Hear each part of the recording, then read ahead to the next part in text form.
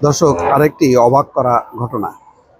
Henry ও তার স্বামীর ৪৯টি bank হিসাব, লেনদেন ৪,৫০০ কোটি টাকা। দর্শক, কল্পনা করতে পারেন একজন এমপি।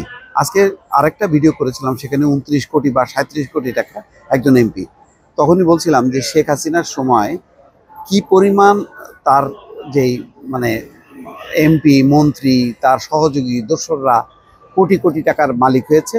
এবং তার প্রমাণ পাওয়া যায় যদি আমরা ব্যাংকের দিকে, শেয়ার বাজারের দিকে তাকাই। কারণ এই সমস্ত ব্যাংক, শেয়ার বাজার এবং অন্যান্য যে আর্থিক প্রতিষ্ঠান আছে সেগুলি মোটামুটি ফোকলা হয়ে গেছে। এমনকি সরকারি যে প্রকল্প, বিভিন্ন প্রকল্পের টাকা, সেই টাকাও নয়ছয় হয়েছে।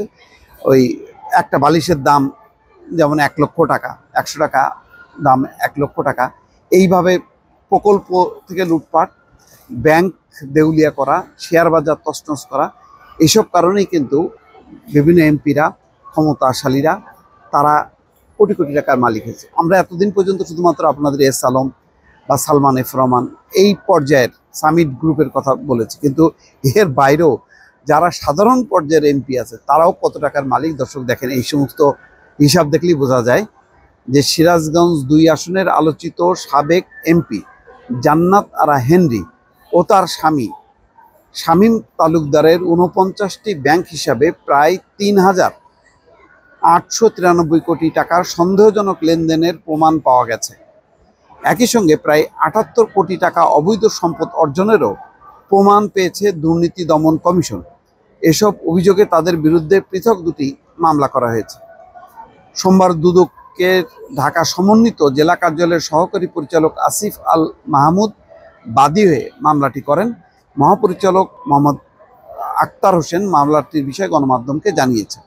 দুদকের আবেদনের প্রেক্ষিতে গত ২৫শে নভেম্বর জান্নাত আরা হেনরি, তার স্বামী ও মেয়ে মুনতাহা রিয়াদি লামের দেশ ত্যাগে স্থায়ী নিষেধাজ্ঞা দেয় আদালত, যাতে তারা দেশ ত্যাগ করতে পারে না। কিন্তু আমরা জানি যে অনেকের বিরুদ্ধে যে দেশ ত্যাগের নোটিশগুলো জারি হচ্ছে, যেমন বেনজির সহ আরও অনেকে, তারা তো আসলে দেশে নেই। তবে আনুষ্ঠানিকভাবে, আইনগতভাবে যেটা করা দরকার সেটা করছে, যে দেশ ত্যাগের নিষেধাজ্ঞা। পরবর্তীতে যাতে বলা হয় যে দেশ ত্যাগের নিষেধাজ্ঞা সত্ত্বেও তারা দেশ ছেড়ে চলে গেছে। হেনরির বিরুদ্ধে দুদকের অনুসন্ধান শুরু হয় গত ২০শে আগস্ট। গত ১লা অক্টোবর মৌলভীবাজার থেকে স্বামী সহ গ্রেপ্তার হন হেনরি। যাক, তাহলে হেনরি বোঝা যাচ্ছে যে পুলিশের কাস্টডিতে আছে। ফলে এটা একটা তদন্ত হবে যে কিভাবে ৪৯টা অ্যাকাউন্ট, কিভাবে প্রায় ৪,০০০ কোটি টাকার লেনদেন। এটা তো অবিশ্বাস্য একটা ঘটনা। এজাহার সূত্র বলছে যে মামলায় সাবেক এই এমপির বিরুদ্ধে ক্ষমতা অপব্যবহারের মাধ্যমে ৫৭,১৩,০৭,০০০ টাকার অবৈধ সম্পদ অর্জনের অভিযোগ আনা হয়েছে। অন্যদিকে তার স্বামীর অবৈধ সম্পদের পরিমাণ ২০,৪৭,০০,০০০ টাকা। হেনরি অবৈধভাবে প্রাপ্ত অর্থ ও সম্পত্তির অবৈধ উৎস গোপন বা আড়াল করার উদ্দেশ্যে ৩৫টি ব্যাংক হিসাবের মাধ্যমে ২,০২,৬৬,০০,০০০ টাকা এবং ১৩,৭৮,০০,০০০ মার্কিন ডলারের সন্দেহজনক লেনদেন করেছেন। সোনালী ব্যাংকের পরিচালক থাকার সময় রাজনৈতিকভাবে প্রভাবশালী হওয়ার সুবাদে অনিয়ম ও দুর্নীতি সহ ক্ষমতার অপব্যবহার করেছেন বলেও দুদকের অনুসন্ধান পাওয়া গেছে।